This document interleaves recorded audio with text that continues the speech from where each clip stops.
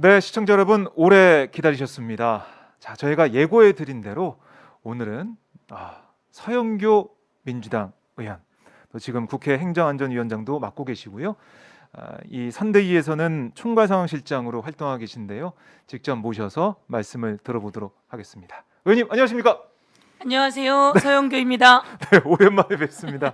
예, 오래간만입니다. 네, 네. 이 목소리 네, 여러분 많은 안녕하세요. 서영교입니다. 많은 분들이 네. 그리워 계셨을 것 같은데 저희 먼저 시청자분들께 네. 인사 말씀부터 저희 좀 들어볼게요. 카메라 이거 보시고 말씀하시면 됩니다. 안녕하세요. 저 대한민국 국회 행정안전위원회 위원장 서영교입니다. 가운데 중 물결랑 서울 중랑구갑의 3선 국회의원이기도 하고요. 노무현 대통령 청와대에서 춘추관장을 했었습니다. 그리고 지금은 이재명 대통령 후보의 선대위의 총괄상황실장입니다. 총괄상황실장으로 이번 대통령 선거 잘 이끌어 나가고 또 저희가 승리해서 더 나은 대한민국, 더 좋은 대한민국, 그리고 국민들이 행복한 대한민국 만들기 위해서 노력하도록 하겠습니다. 파이팅! 네, 반갑습니다. 네. 와, 아니 평소에 목 관리를 어떻게 하세요? 목청이 조금 있으면 쉽니다 이제.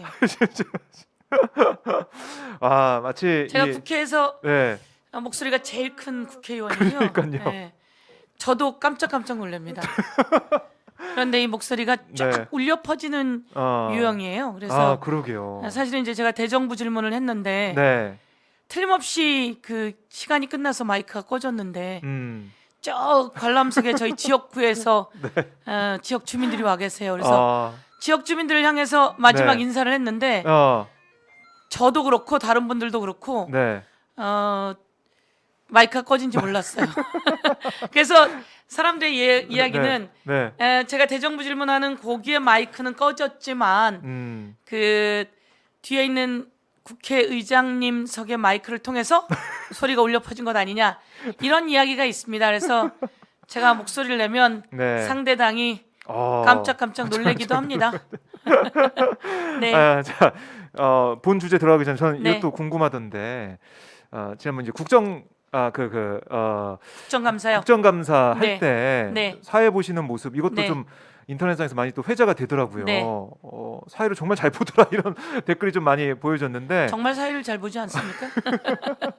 어떠세요? 이게 참 특히 관심이 집중된 그런 네. 자리에서 사회를 보기 또 부담감이 크잖아요. 네, 어떤 네. 마음가짐을 좀 사회 보셨는지 그때. 잘하니까요, 제가. 농담이고요, 여러분. 네. 그때 이제 이재명 후보가 더불어민주당의 대통령 후보로 네. 선출이 됐습니다. 선출이 선출이 되셨고, 근데 그러기 전부터 이재명 후보께서 경기도지사이기 때문에 국정감사에 나와야 합니다. 피감기관으로. 그렇죠. 네. 야당에서 국정감사 피감기관으로 나오겠느냐. 그래서 후보가 되고 나면 안 나올 텐데 네. 야당의 요구 사항이었습니다. 후보가 돼도 나오게 해달라라고 아하. 했는데 이재명 후보께서 후보가 돼도 나가겠다라고 말씀을 하셨어요. 그런데 후보가 혹시 되면 당이나 관계자분들이 아니 후보가 돼서 당이 움직이는 대로 좀 움직여 나가야지 자기가 하고자 한다고 다 할 수는 없다. 그런 이야기가 있어서 이제 저희가 딱히 얘기를 하진 않고 네. 내부적으로만 이야기가 있었는데 후보가 되셨어요. 후보가 됐는데 당에서 나가지 마라라고 하셨던 거죠.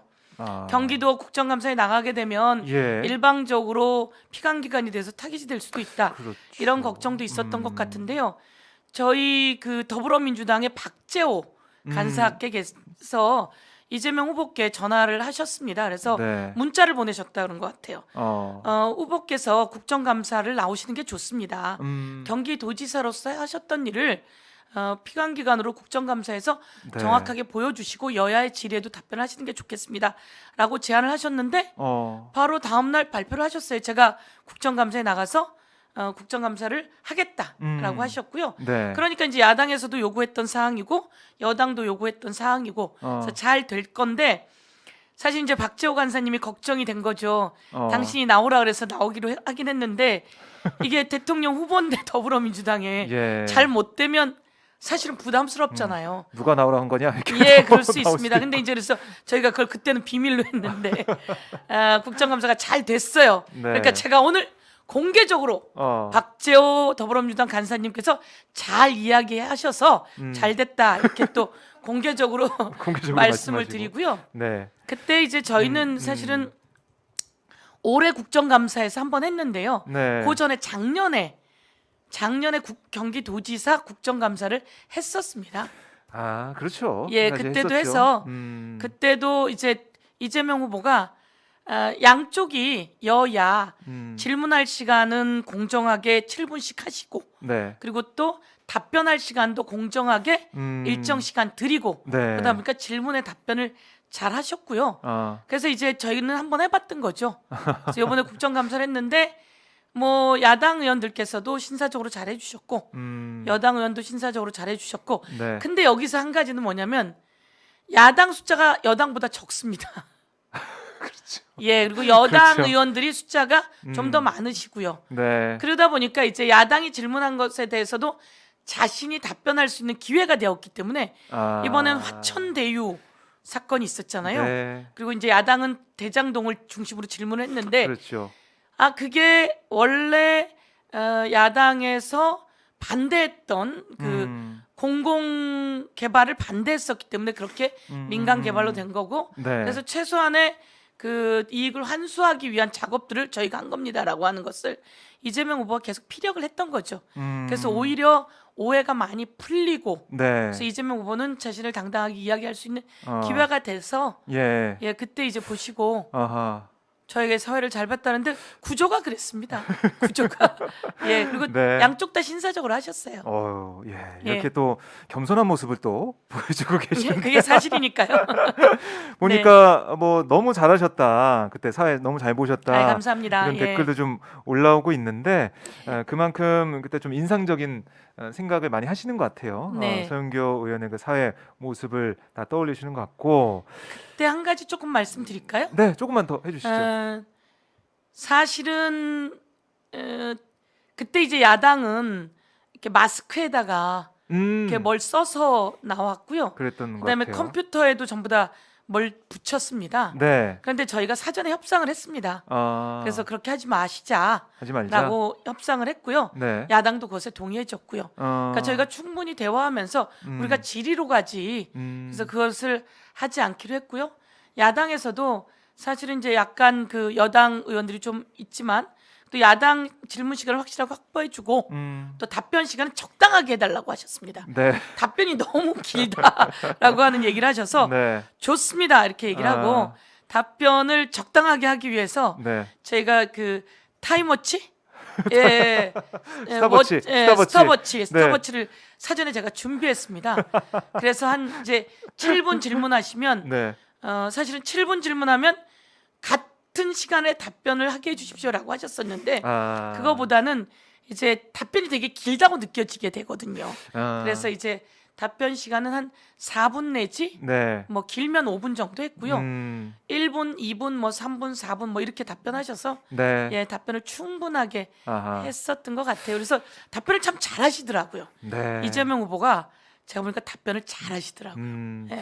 그러니까 그 당시에 많은 분들이 그 현장을 좀 쭉 보시면서 생중계 네. 보신 분들은 이 사건이 원래 이랬구나. 그렇죠. 그러니까 언론만 보신 분들은 아니 무슨 큰 뭐 혐의 이런 게 의혹이 크게 있는 거 아니라고 했는데 그게 초점이 여기가 아니라 저쪽이었구나 이런 판단을 많이 하신 것 같아요. 네.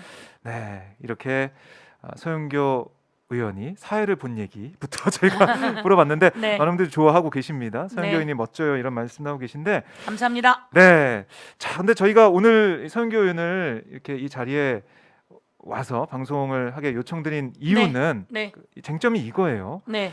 일요일에 기자회견을 여셨어요. 네. 기자회견 내용이 뭐였냐면 이재명 후보 이 욕설 녹음 파일 예. 관련해서 비방과 낙선을 목적으로 녹음 파일이 유포되거나 좀 틀어질 경우에는 무조건 위법해서 법적 처벌 대상이다. 네. 이렇게 얘기한 게 주요하게 보도가 됐고 네. 그리고 일부 언론에서는 아니 그건 상관이 유권 해석과 배치되는 거 아니냐 네. 비판을 하고 나섰습니다. 네. 자 이거 누구 말이 맞는 겁니까? 제 말이 맞죠. 제 말이 맞죠. 저도 제 말이 맞습니다. 답이 정해진 건 생각했는데. 네. 왜 그런가요? 여러분 한 번 더 말씀을 드리는데요. 네. 이재명 후보 관련한 그 파일은 음. 사실 아픈 사연이 있는 가정사의 이야기입니다. 음. 아픈 사연이 있는 가정사의 이야기고 네. 이재명 후보가 작년 국정감사에 사실은 야당의 한 의원이 그걸 틀었습니다. 국정감사장에서. 국정감사장에서 그걸 틀었는데 사실은 전부 다 깜짝 놀랐죠. 네. 깜짝 놀랐는데 그걸 틀었을 때 그쪽 당에서도 놀랬고 그런데 이재명 후보가 그때 답변을 합니다. 저희 아픈 가족사입니다. 제가 다시 돌아가면 그런 말을 하지 않았을 겁니다. 그리고 하지 않았어야 합니다. 그런데 아픈 가족사였고 형과의 이야기였고 어머니와의 이야기였습니다. 라고 하는 이야기를 하는데 오히려 많은 분들이 이재명 후보가 정면 대응한 것이 잘했다라고 하는 평가가 작년 국정감사에서 나왔습니다. 그래서 다시 한번 말씀드리면 이재명 후보가 성남시장이 됐습니다. 성남시장이 됐고 이재명 후보의 큰형은 건축 노동자, 둘째 형은 환경미화원, 셋째 형이 회계사였다고 합니다. 네. 그리고 이재명 후보가 중학교, 고등학교 나오지 못한 검정고시로 와서 변호사가 됐고요. 그리고 이제 여동생은 환경미화 운동을 청소를 하다가 어쨌든 세상을 안 좋게 되셨던 것 같아요. 어려움에 처하면서. 네. 그러니까 되게 어려운 환경입니다. 그런데 이재명 시장이 성남시장이 되고 나니까 그 셋째 형 이재선 형이라고 하시죠. 셋째 형께서 이야기를 하는 겁니다. 나 성남시에 뭐 이제 그 교수 자리라든지 아니면 뭐 여러 가지 이렇게 요구 사항이 있었던 거죠. 그래서 이제 그거 안 된다라고 이야기를 하게 됐던 거고 그 다음에 이제 또 마찬가지로 성남시 공무원들에게도 요청 사항이 있으셨고 네. 그런 건 안 된다. 왜냐하면 가족이 개입하게 되면 이게 공직자로서 정치의 그 선거법이든 뭐 여러 가지 정치 관련한 위반 사항이 됩니다. 네. 그래서 안 된다라고 했고 그래서 그렇게 되는데 계속 이제 개입이 있었던 거죠. 개입이 있었고 거기서 이제 형제간에 문제가 있었고 네. 그래서 형이 어머님한테 가서 요구해달라라고 얘기를 하는 겁니다. 네. 저기 재명이한테 얘기를 좀 해줘라. 어. 그러니까 어머님이 안 된다라고 하는 거죠. 안 된다고 할 때 그때 이제 그 자리에 형도 있었고 형수도 있었다 뭐 이렇게 얘기가 나오던데요. 그런 과정 속에서 이제 그 어머님께 그 폭행도 있었다라고 하고 그리고 거기서 이제 어머님께 못할 말을 하게 된 거죠. 네. 그 못할 말을 하게 된 그 내용을 이제 듣게 되고 그리고 네. 어머님이 병원에 가셨다고 하고 아하. 그런 이제 아픈 가족사가 있었고 이 가족사 관련해서 어떻게 된 것인지 모르겠으나 이게 계속 이제 형과의 갈등이 있을 수밖에 없고 그런 속에서 이 엄마에 대해서 엄마에게 그런 이야기를 하게 된 겁니다. 이제 형이 내가 낳은 엄마의 무슨 구멍을 찢어서 뭐 죽여버리겠다 뭐 이런 얘기가 있었다는 겁니다.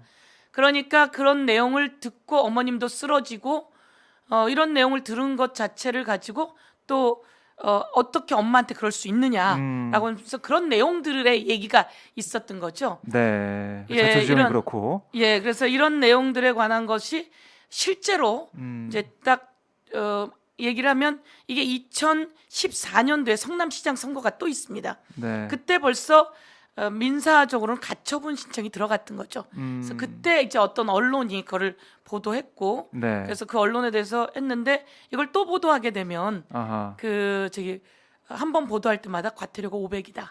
그리고 또 그 형에게도 이거를 이제 유포하게 되면 한 해당 얼마다 이렇게 한 번 처분이 나왔던 네. 내용입니다. 그래서 이제 그런 것들은 향후에도 그럴 수밖에 없는 거고 그리고 이제 지금 이야기로 본다면 지금 이제 선거 시기거든요. 네. 그래서 저희 당에서 그거를 아마 선관위에 질의를 한 겁니다. 그래서 이것을 원본을 다툴 경우에는 어떻게 됩니까? 네. 그리고 또 일부분만 또 짜집게 해서 틀기도 하고 이러니까 여러 두 가지 가지를 경우의 수가 질문을 있습니까? 한 거죠. 네. 질문을 했는데 이제 선관위에서 답변을 그렇게 한 겁니다. 어. 우선 선관위 답변서대로 한다면 아니면 제가 이제 먼저 이야기를 한다면 네. 우선 일부를 틀거나 잘라서 틀거나 거기에 자막을 넣거나 네. 그리고 뭐 빨리 돌리다가 일부를 늦게 돌리거나 아, 이렇게 되는 경우에 무조건 위반이다라고 위반이라고 합니다. 위반이다. 무조건 선거법 위반으로 이제 판단을 내렸습니다. 답변서에. 네. 답변서는 선관위에 들어가면 들어 있습니다. 음, 질의하고 답변서가 들어 있는데요. 그 다음에 이제 그 전에 앞에다 이걸 이야기를 합니다.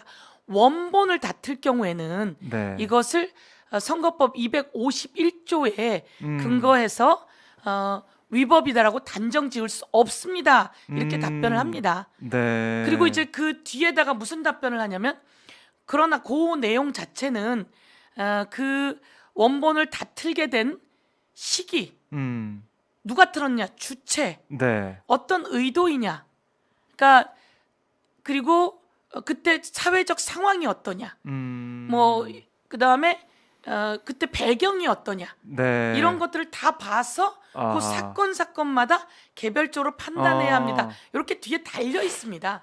아, 그러면은 지금 언론이 문제 삼고 네. 부각시키고 있는 거는 그 앞부분. 그러니까 원본, 그러니까 녹음 파일 원본을 유포하는 것만으로는 공직선거법 제 251조에 위반된다고 단정이 어렵다. 아니요, 위반된다고 단정할 수 없습니다. 이렇게 되면 네. 이렇게 묻죠. 위반됩니까? 그러면 위반된다고 단정할 수 없습니다. 그 얘기는 위반 안 됩니까? 그러면 위반 안 된다고도 단정할 수 없습니다. 이 답인 거예요. 그러니까 이것은 뭐냐면 이제 선거법 251조에 근거해서 후보자 비방죄죠. 예. 네. 선거법 251조는 후보자 비방죄거든요. 네. 그것은 어떤 내용이냐면 후보자를 당선시키거나 낙선시킬 목적으로 네. 대담, 연설, 음. 방송, 뭐 기고 뭐 등등을 통해서 후보자나 후보자 가족 네. 등을 비방할 경우에는 이것은 위법하다. 그리고 또 한 곳으로는 공공의 이익이라고 볼 때는 네. 또 달리 본다 이렇게 돼 있는 거예요. 아하. 그러니까 251조에는 낙선을 목적으로 비방이라고 하는 것이 판단될 때는 위법이 되는 거고요. 그러나 이게 공공의 이익이라고 판단될 때는 위법이라고 안 보는 거죠. 그러니까 선관위는 이 법에 따라서 단정 지을 수 없다라고 한 거니까 이것은 개별 사안마다 위법이 될 수도 있고 안 될 수도 있다는 거예요. 근데 251조에는 후보자를 낙선시키거나 당선시킬 목적으로, 그러니까 자기가 원하는 후보자는 당선시키고 원하지 않는 후보자는 낙선시킬 목적으로 연설, 대담, 뭐 방송 뭐 등등을 통해서 비방을 하게 되면 위법이다라고 돼 있는 거예요. 위법은 어떻게 되어 있냐면 3년 이하의 징역 또는 네. 500만 원 이하의 벌금 이렇게 되어 있는 거죠. 음. 그러니까 이거는 그 목적일 때는 위법한 거죠. 아. 그런데 이제 이것이 저희가 질의했고 저희가 답변을 받은 내용인데 아직 저희들에게 오기 전이었는지 아하. 그것을 이제 어딘가 받아서 원본을 다투면 위법 아니다 이렇게 얘기를 한 거예요. 근데 이제 여기서 단정 지을 수 없다. 그것은 그 누가 틀었느냐, 시기가 어떠느냐, 방법이 그거를 봐야 어떠느냐, 된다. 예, 그리고 그때 상황이 어떠느냐에 따라서 아하. 봐야 된다 이렇게 된 거죠.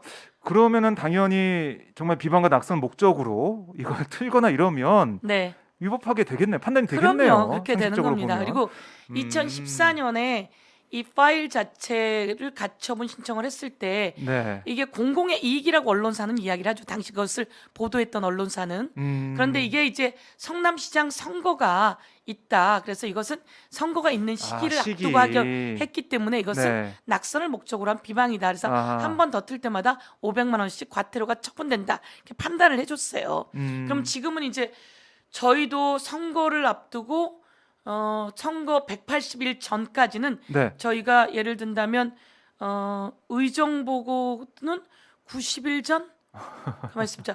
이런 규정이 다 규정이 있습니다. 다, 예, 맞습니다. 네, 다 있어서 저희가 의정 보고를 12월 8일까지는 했어요. 근데 그 뒤에는 하지 못합니다. 아, 이건 선거 180일 전. 그러니까 예를 들면 뭐 지방 선거도 있고 여러 네. 가지가 있었어요. 총선도 언제 전에는 있고. 예, 정치적인 선거 운동을 할 수 없다 이렇게 되어 있습니다. 이게 180일 전 지금이 딱 그 시기입니다. 네. 그런데도 불구하고 이거는 다틀면 위법이 아니다 이렇게 얘기되면 음. 많은 분들이 그게 위법이 아닌 줄 알고 틀게 됩니다. 그러면 아이고. 위험한 상황이 되는 그렇네요. 거죠. 예. 그래서 이제 저희가 이것을 이야기하게 된 겁니다. 그래서 이 기자님까지 여셔가지고 예, 그렇습니다. 이 예. 성관이 답변받은 그 내용이 예. 무엇인지 정확히 예. 설명을 하신 정확히 건데 설명을 하게 된 겁니다. 또 일부 언론에서는 네. 이거 성관이 뭐 입을 막은 거 성관이 아니냐 해석을 다 안 본 거죠. 답변서를 다 안 있는데, 보고 그 전에 답변서를 받기 전에 나왔던 언론이 그걸로 일정 아하. 부분 이제 그 국민의힘 쪽에서 네. 그 부분에 대해서 환영한다 그러면서 얘기를 한 거예요. 근데 그러면서 이제 위법하지 않다고 했으니 환영한다. 근데 내용은 성관이 답변서를 그렇네요. 보면 네. 그거는 이제 251조에 따라서 판단하게 되는 것이죠. 그러니까 판단하게 된다면 네. 지금 이 시기 특히 이 시기나 이런 환경에서 또 이제 목적을 봐야겠죠. 따져봐야겠지만 어쨌든 네. 법 위반될 소지가 크다 이런 위험합니다. 상황인데 예. 그거를 얘기해주고 설명해줬는데 언론이나 특히 국민의힘은 이런 얘기를 하더라고요. 성관이를 감독하는 행안위원장인 서영교 네. 의원이 네. 성관이의 재가를 물려한다는 주장을 펼쳤어요. 네네. 들으시면서 좀 답답하셨겠네요, 그러면은.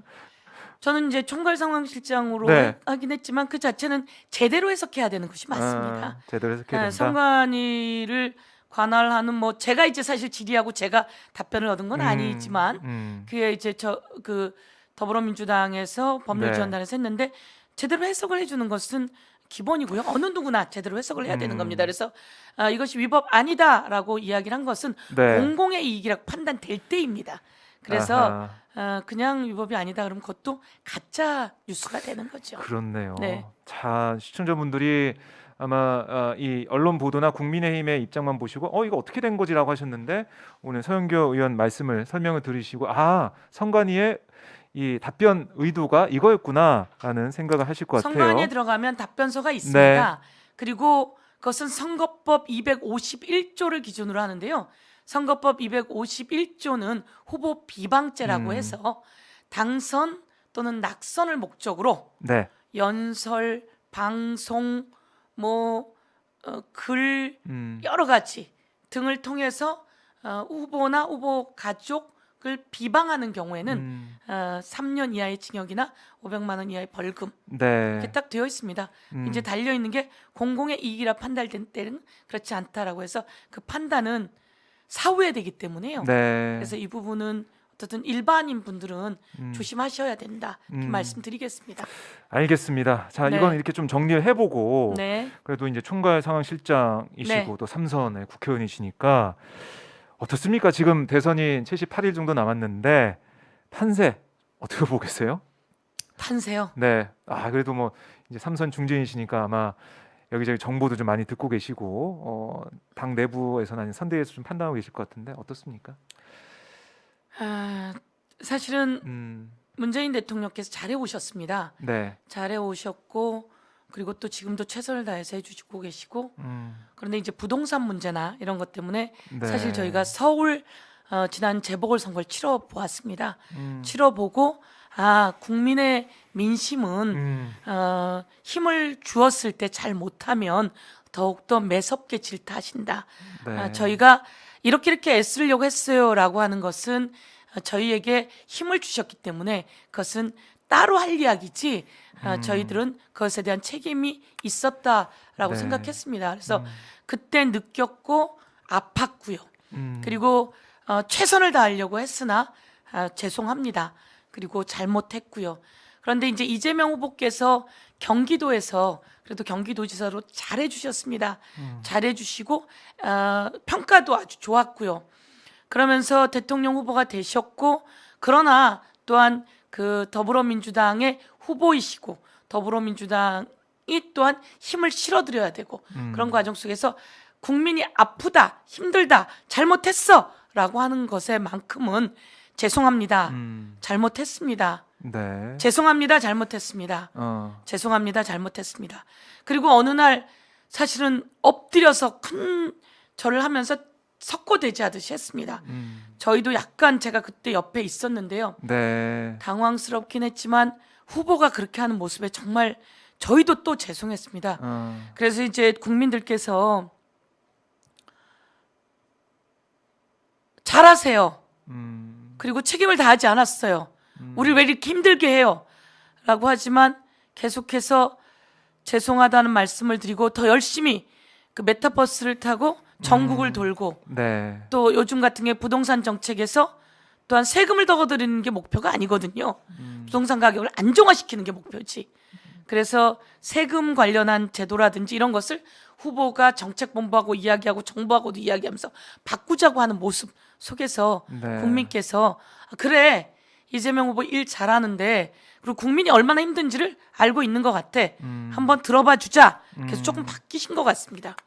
조금 바뀌신 것 같고 그리고 또 요즘 뭐 여론조사도 조금 나아지고 있는 모습들이 보이지만 네. 사실은 정치는 오만해서도 안 되고 국민들이 힘듦에도 불구하고 아직 결정하지 않은 분도 많고 언제 너희들 잘못하면 철퇴를 갈 거야라고 하실지 모르기 때문에 저는 더 겸손하게 그러나 더 부지런히 더 열심히 움직여 나가야 된다 이렇게 말씀을 드리고 싶습니다. 그래서 오늘 예를 들면 저희에게 이런 이야기를 했습니다.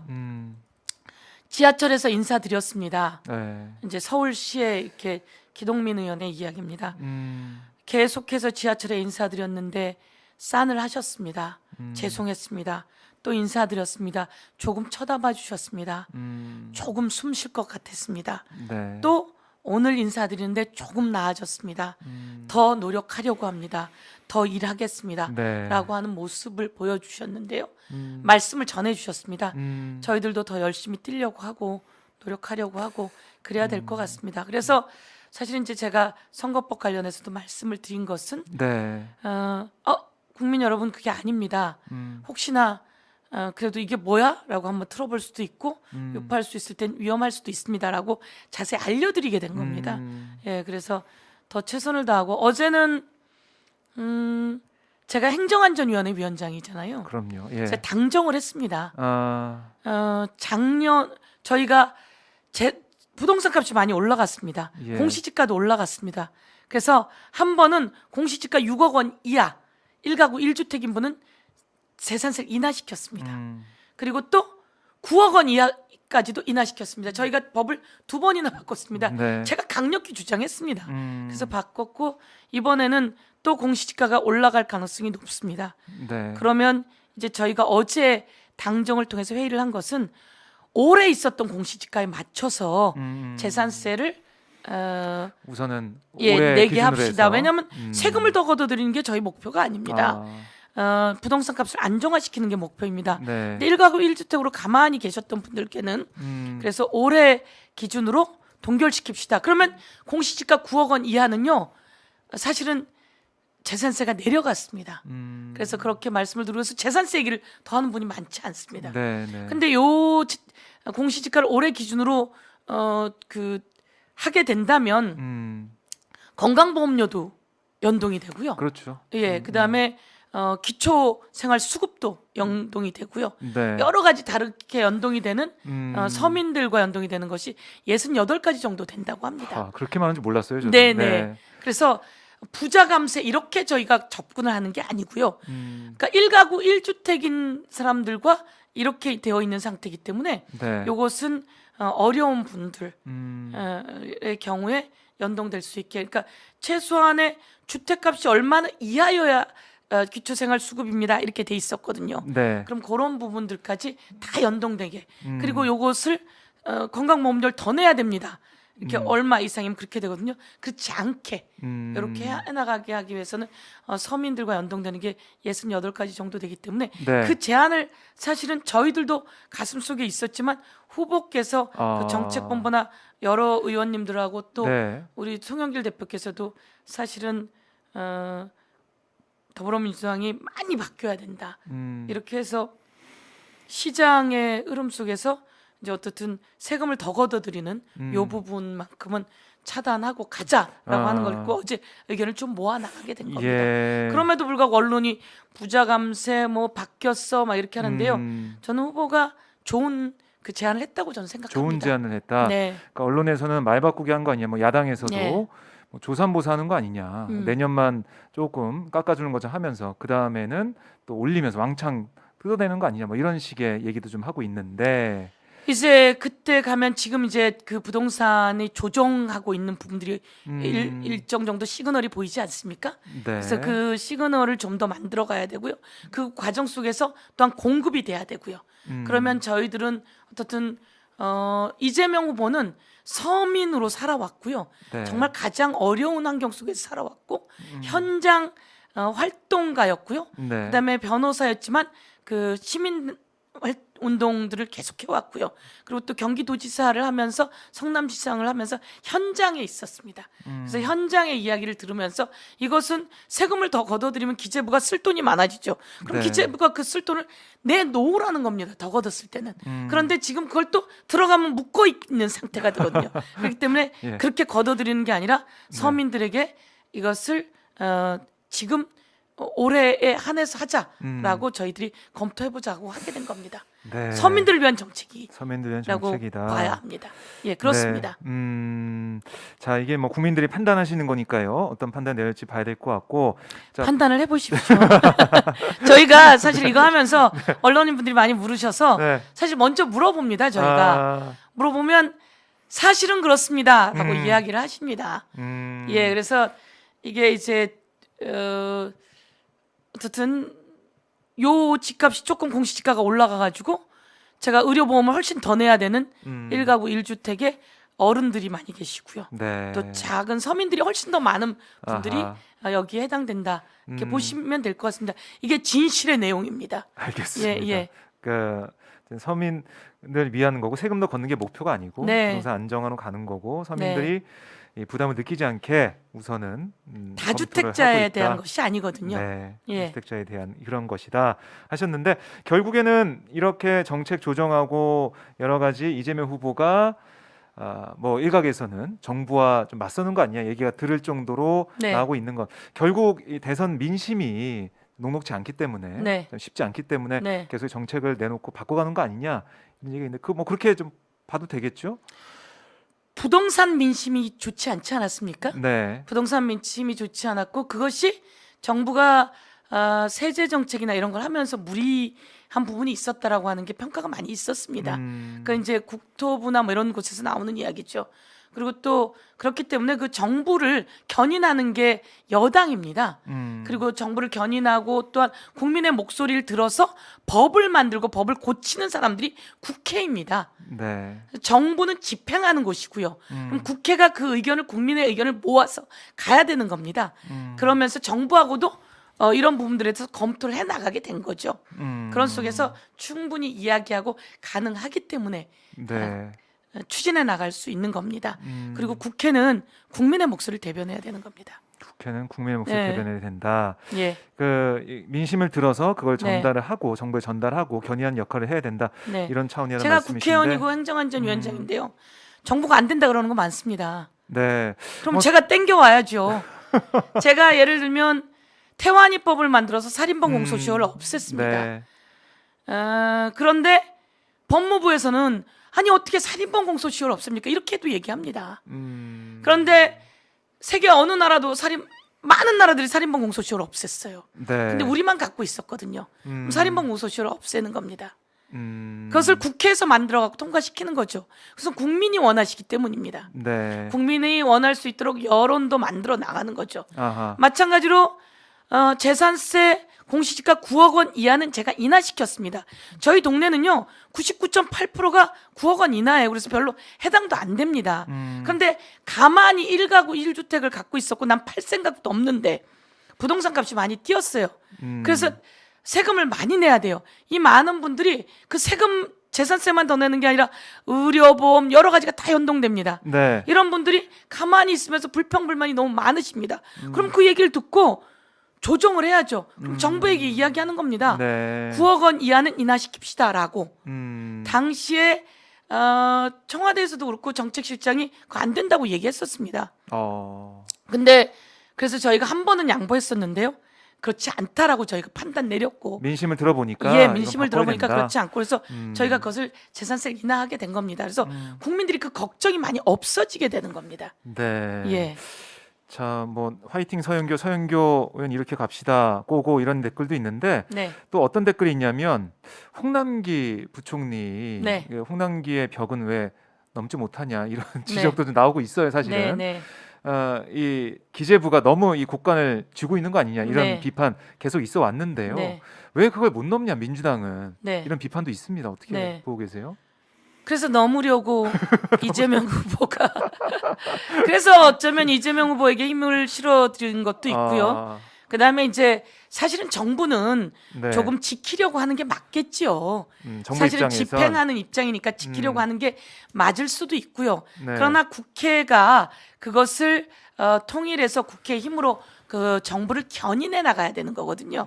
정부를 견인해 나가야지 되는 과정에서 그래서 이재명 후보도 기재부가 그러시면 안 된다. 네. 그리고 기재부가 국민의 세금을 걷어들인 것이기 때문에 그 국민의 세금을 국민이 필요하고 어렵다고 할 때 국민께 제대로 나눠드리고 배분해 나가는 것이 바로 기재부의 역할이다. 네. 그럼 이것을 그렇게 해나갈 수 있게 법으로라도 견인하는 게 국회의 역할이다. 그래서 저희 국회가 움직이고 있는 겁니다. 네. 제일 좋은 것은 국민이 낸 세금은 정부가 이자까지 붙여서 돌려드리는 게 유능한 정부 아니겠습니까? 저는 이재명 후보가 그것을 할 수 있다고 생각합니다. 네. 그러니까 성남시장으로 있을 때 성남시가 파산 선언을 했잖아요. 빚더미에 앉았거든요. 그렇죠. 빚더미에 앉았는데 그 빚을 다 갚고 음. 청년 수당을 만들고 무상 교복을 만들고 무상 급식을 하고 네. 기본 소득을 만들어내고 이런 것처럼 이것은 뭐냐면요. 다시 걷었던 세금을 잘 써서 국민에게 돌려드리는 겁니다. 그 정도는 돼야 유능한 정부 아니겠습니까? 네. 걷어들인 돈은 정부의 돈이다. 그래서 근데 이제 정부는 또 알뜰 살뜰 잘 써야 되겠죠. 그래서 예. 견인해내는 역량을 가진 게 더불어민주당이고 그래서 그렇게 하도록 하겠습니다. 그래서 이번에는 저희가 지역사랑 상품권을 제가 행안 위에서 만드는데요. 지역사랑 상품권 국민이 다 좋아합니다. 맞아요. 그러니까 금방 이 동나더라고요. 금방 동납니다. 네. 그 신청해 보셨어요? 못 해봤습니다. 그럴 시간이 없었죠. 하려고 저희 해도 하는데요. 이게 안 하면 저기 그 마감입니다. 네. 사지를 못하는. 그래서 제가 엄두를 못 내고 느낀 있어요. 거죠. 네. 이건 너무너무 좋은 정책이구나. 음. 학부모들이 옵니다. 의원님 지역사랑 상품권 좀 해주세요. 네. 제가 100만 원어치 사면요 90만 원만 넣으면 100만 원을 살 수 있거든요. 그러니까요. 그럼 의원님 제가 이거 아이들 태권도비, 어. 아이들 피아노비 이런 데 먼저 딱 넣어놓으면요 저희가 너무 행복합니다. 이렇게 얘기하더라고요. 그래서 이게 필요하겠구나 라고 생각했고 예. 또 시장을 가면 이 지역사랑 상품권 때문에 그런지 저희가 이거 뭐 저기 코로나 때문에 힘든데도 저희가 사실은 매출이 괜찮아요? 매출이 늘었어요. 그래서 재난지원금을 못 받아요. 이렇게 얘기를 하면서 약간 흥분하다가 그래도 늘었으니까 그러게요. 이렇게 얘기를 하시면서 그래서 이거 아주 좋은 거구나. 되게 웃기는데요. 국민이 90만 원 내고 네. 100만 원을 받아요. 그러니까 10만 원 남잖아요. 그렇죠. 그런데 이 100만 원을 받았으니까 100만 원을 쓰잖아요. 100만 원 중에 10%는 뭐가 됩니까? 10%는 부가가치세로 국가가 걷어가요. 그렇네요. 이거 되게 웃기는 제도거든요. 이게 경기 선순환이 되는. 경계 완전 선순환이에요. 그래서 이제 제가 뭐 저희 지역에 있는 한 학부모가 빨리 가가지고 아무나 못합니다. 딱 해서 90만 원을 딱 넣는데 100만 원 지역사랑 상품권 카드를 딱 받았어요. 네. 이걸 들고 이거를 벌써 학원비, 시장 이런 데 딱 한 몇 개월 내에 이게 쓰거든요. 예. 딱 쓰고 나면 그중에 10만 원은 다시 국민이 국가가 세금으로 네. 걷어갑니다. 이거 누가 손해 보는 장사입니까? 아니 다 다 남아요. 그래서 이게 보는 것 같은데. 되게 웃긴 게 예. 정부가 작년에 예를 들면 15조를 저희가 딱 예산으로 만들어서 했고 이제 추경까지 해서 30조 정도 했는데요. 네. 15조를 지역사랑 상품권을 발행하자고 합니다. 그럼 그중에 1조 500억, 1조 5천억도 아니고요. 국가는 기재부는 1조 500억을 실어줍니다. 그러니까 15조를 발행하면 국민이 네. 15조가 발행되니까 국민이 10%를 얻어가는 거 아니에요. 그렇죠. 그러니까 13조 5천억은 누가 씁니까? 네. 국민 돈이에요. 그렇네요. 그러니까 15조 발행이 국가가 내놓는 돈이 아니라 13조 5천억은 국민돈. 원래는 10%를 저기 그 국가가 내는 거니까 네. 1.5조를 그러니까 빼고 나면 13조 5천억은 국민이 내는 돈이에요. 음. 국민이 내고 나라는 1조 500억밖에 안 내요. 그것만 있으면 되는. 그리고 4,500억은 지자체가 보태요. 아하. 여러분 계산이 어려우십니까? 제가 좀 똑똑한가요? 그래서 결국 이제 10%만 있으면 된다. 그렇죠. 정부. 그래서 나라는 네. 국가는 홍남기 부총리는 자기 돈도 아니지만 얼마 내냐면요. 네. 6%인가밖에 안 내요. 아. 1조 500억. 1조 500억 내고 전체는 몇 조가 도냐면 15조가 도는 거예요. 야, 15조가 이거- 다 돌았더니 국가가 얼마를 다시 갖고 가냐면요. 네. 10%인 1.5조 원을 다시 세금으로 갖고 갑니다. 그래서 국가가 먼저 조금 내놨지만 네. 돌리기는 국민이 돌리고요. 국민이 투자해서. 네. 그리고 국민이 좋아해요. 그리고 그렇죠. 이게 어딘지 모르겠는데 그러니까 처음에 국가가 약간 쌈짓돈을 넣어주는 거죠. 그럼 쌈짓돈 넣어주는 국가 돈은 어디서 나온 겁니까? 그래서 세금이죠. 국민이 낸 세금이에요. 그거 가지고 무슨 선심을 그렇게 쓰느라고 요만큼 썼더니 국민이 네. 13조 5천억 딱 붙여가지고 이게 돌아가지고 다시 1.5조 원을 가지고 가는 거거든요. 네. 아유, 정말 좋은 주제네요. 정말 좋은 네. 겁니다. 그래서 이렇게 계속 주장했는데 이제 홍남기 부총리와 그 일정 기간만 원래 하기로 했던 겁니다. 뭐 3전 한시적으로 말이 됩니까 이게? 그래서 저희 행안위에서 네.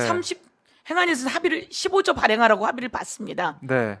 근데 제가 개인적으로 서영교 국회의원은 행안위원장 이름으로 30조 발행하라고 예산을 넣었어요. 근데 우리 전해철 행안부 장관님이 잘해서 30조 발행하기로 아. 약속을 했습니다. 예. 그런데 이제 정부는 조금만 내겠다는 거예요. 저희가 추경도에서 더 내게 하려고 합니다.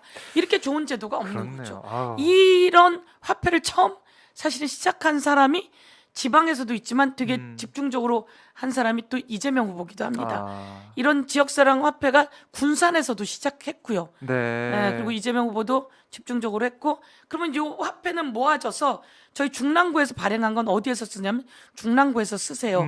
아니면 어디에 쓰세요. 그래서 맞아요. 그 지역 상권이 살아나게 되는 사실은 거죠. 이게 이제 저희가 이거 발행하기 전에 지방자치단체에다 다 요구를 한 겁니다. 네. 얼마나 발행하면 좋겠어요. 아. 그랬더니 지방자치단체가 저요 하고 손을 들어서 28.8조 원을 요구한 겁니다. 아, 다 조사를 해서 예, 그 다 정도 조사해서. 금액이 나왔군요. 예, 그런데 그거 조금을 안 주려고 하니까 기재부가 말이 됩니까? 아, 이거- 김부경 총리께서 그걸 하라고 하셔야지 돼요.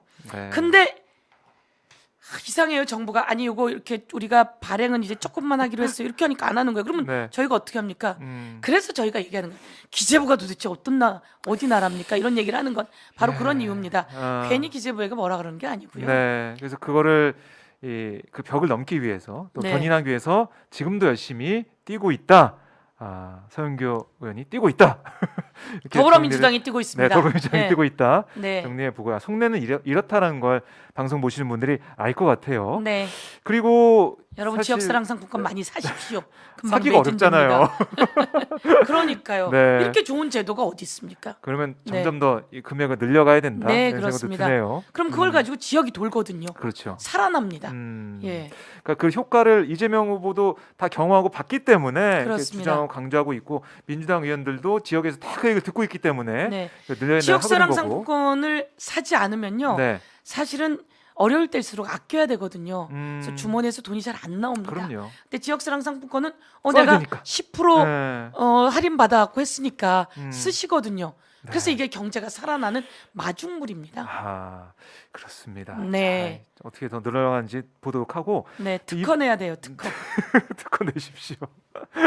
이 지난번에 보니까 메타버스 일정에 동행하셨더라고요. 경북 예, 메타버스요. 지역이라고 제가 기억을 하고 네, 있는데 네. 어떠셨어요? 같이 가보시니까 현장 보시니까? 제가 경북 상주입니다. 아, 원래 예, 성주 예. 분이세요? 그래서 상주 출신의 국회의원들이 거기 아. 이제 전략 지역이기 때문에 네. 거기 당협위원장께서 연락을 해서 음. 내려오세요 이렇게 얘기하고 저희도 협력의원단을 엮어서 네. 가실 수 있는 분들 가서 아, 이제 거기 당협의 당원 여러분들도 만나고 네. 지역 주민도 좀 만나고 음. 후보가 가기 전에 사전에 좀 만나서 이야기하고 그러셨군요. 같이 여론도 듣고 네네. 또 지원할 것도 지원하고 사진도 좀 찍고 아, 꽤 인기가 있습니다. 아유, 그러셨군요. 사진도 좀 찍고 네. 이렇게 하고 저랑 이제 그래서 김주영 의원이 아. 상주에서 고등학교까지 나오셨거든요. 그러셨군요. 한국노총위원장 하셨면서 네. 같이 내려가서 인사도 하고 만나고 어. 그리고 예천 시장에 가서 또 후보가 시장 장보기를 같이 하는데 많은 분들이 오셨습니다. 네. 그래서 그 장보기 하는 곳에 저희가 같이 갔고요. 어. 갔더니 이제 거기는 예천 안동이거든요. 네. 저는 문경 상주, 상주 문경, 안동 출신의 박찬대 의원이 와 있더라고요. 그래서 저희가 같이 좀 다니고 연구에 있는 의원들이 꽤 있네요. 예, 네. 그렇게 하고 또 이제 그 다음 날 포항을 갈 때는 민병덕 의원이 포항입니다. 제가 이제 총괄 상황실장으로 전화를 해서 민병덕 의원이 내려갔다 오세요. 그래서 예 다녀오겠습니다. 그래서 사전에 그 시장 분들이랑 간담회도 하고 민병덕 의원은 사후에 간담회를 하고 오셨다 그러더라고요. 그래서 저희는 네. 또 사후에 만나기도 하고 그렇게 해서 하고 왔는데요. 뭐 어때요, 후보에 분위기가? 대한 네. 반응이 아주 좋으시죠. 그래요. 아주 좋고 어린이들 너무 많이 나왔고요. 그래서 제가 네. 깜짝 놀랐어요. 문경에 갔을 땐 아니 어떻게 이렇게 많이 나왔어요? 그랬더니 저희들 놀러 왔는데 후보님 오신다 그래서 저희들 다 모였어요. 풍선을 막 들고 네. 그랬더니 이제 거기 같이 놀러 왔던 아빠가 저희 애들입니다 막 이러더라고요. 거기 가는데 어쨌든 곳곳에서 많은 분들이 오셨고요.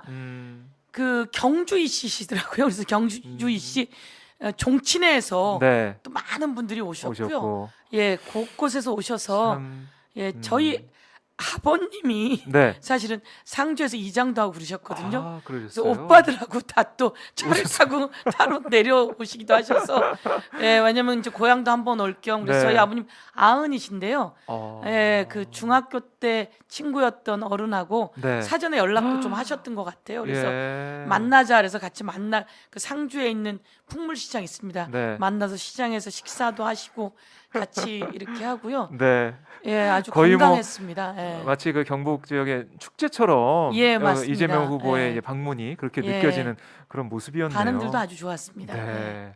자, 이제 메타버스 일정 뭐 지금은 잠깐 멈춰 있지만 제가 많은 재밌는 분들이 거 하나 해드릴까요? 네, 재밌는 얘기 하나 있어요. 메타버스가 있잖아요. 네. 이름 너무 멋있잖아요. 메타버스. 예. 매주 타는 민생 버스잖아요. 예. 네. 마치 그 가상의 현실 세계 메타버스에다가 그 차 안에는 무슨 현실이 있을까, 네. 무슨 가상이 있을까, 막 이런 상상을 하는데요. 제가 그때 좀 재밌었던 건 네. 메타버스가 있더라고요. 아, 똑같이 매주 생겼는데 따라다니는 버스. 예, 매주 맞아요. 예, 메타버스를 따라다니는 따라다니는 버스, 버스. 메타버스. 좀 그래서 작아가지고 예, 작은 그래서 버스인데. 보고 재밌었습니다, 아주. 예. 자, 그러니까 어떻게 보면은 이재명 후보의 강점이 현장에 네. 있고 또 서민의 마음을 잘 아는 뭐 그런 부분이 있다라고 많은 분들이 얘기하시던데 이번에 같이 또 호흡을 맞추면서 그런 걸 많이 네. 느끼셨을 것 같아요. 자, 시간이 벌써 3시 50분입니다. 네. 너무 시간이 빨리 가서 다음에 네. 또 나오셔서 더 네. 재미있는 얘기도 해주시고 민심을 네. 좀 전해주실 걸로 제가 믿고요. 네. 끝으로 저희 시청자분들 계속 보니까 서영교 의원님 짱 뭐 똑순이시다. 네. 똑똑하네요. 이런 아, 예. 댓글이 많이 올라오고 있는데 네. 못다한 말씀이나 아니면 시청자분들께 네. 하고 싶은 말씀 끝으로 저희가 네. 듣고 보내드리도록 하겠습니다. 시청자 여러분 안녕하세요. 오마이뉴스를 좋아합니다. 공정한 언론 그리고 좀 더 진실을 말해주는 우리 오마이뉴스 많은 시청 또 많은 구독 부탁드리고요. 저는 노무현 대통령 시절에 청와대 춘추관장이었습니다.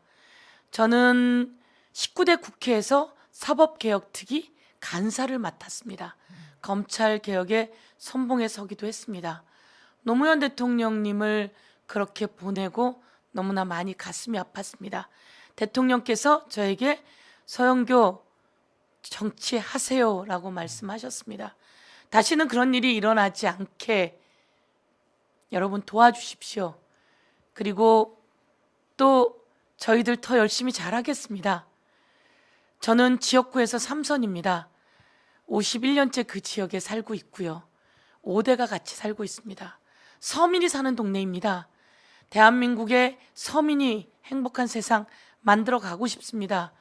99% 서민이 고통스럽지 않게 집값 걱정하지 않고 그리고 행복할 수 있게 그리고 서민이 나도 호사 좀 누려볼게 나도 대우받는구나 그런 정치 하겠습니다.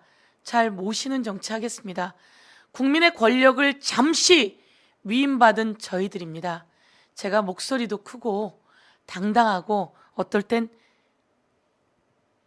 법사위 할 때는 호통도 많이 검찰을 향해서 했던 기억이 있습니다. 그리고 또 상대하고 많이 붙었던 기억도 있는데요. 저희들 더 열심히 잘하겠습니다. 서민을 대변하는 이재명 후보 정말 열심히 뛰고 있습니다. 어려움도 많습니다. 아픔도 많습니다. 그래서 더 고개 숙이고 집에 가서 아드님 붙잡고 많이 울기도 하고, 그리고 또 선대위 발대식이었습니다. 아이들하고 이렇게 춤을 좀 춰야 하는데 제가 춤 좀 발랄하게 추시지 그러셨어요. 왜 안 추셨어요? 라고 했더니 그 얘기를 하셨습니다.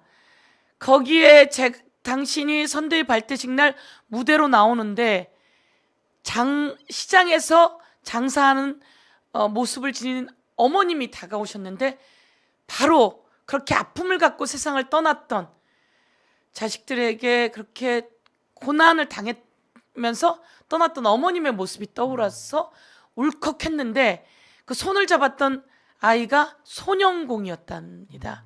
그래서 너무나 마음이 아파서 움직이지 못했다고 이야기를 저에게 따로 해주시더라고요. 겉으로는 대한민국의 후보라 당당하고 일도 잘하고 어쩌면 단단합니다.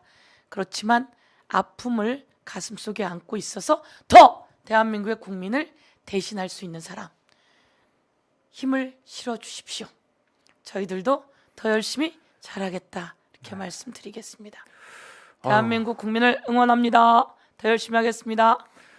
네, 의원님 말씀 잘 들었습니다. 아유, 저희 이렇게 의원님 말씀하시는데 눈물이 좀 날 것 같다, 코끝이 찡하다, 이런 댓글이 계속 올라오고 있네요. 자, 앞으로 의정 활동 저희가 지켜보겠고요. 또 이재명 후보 이제 선대위 상황실장으로 어떤 또 활동하는지 지켜보도록 하겠습니다. 의원님 또 다음에 저희가 모셔서 말씀 들어보도록 하겠습니다. 예, 네, 고맙습니다. 말씀 잘 들었습니다. 감사합니다. 고맙습니다.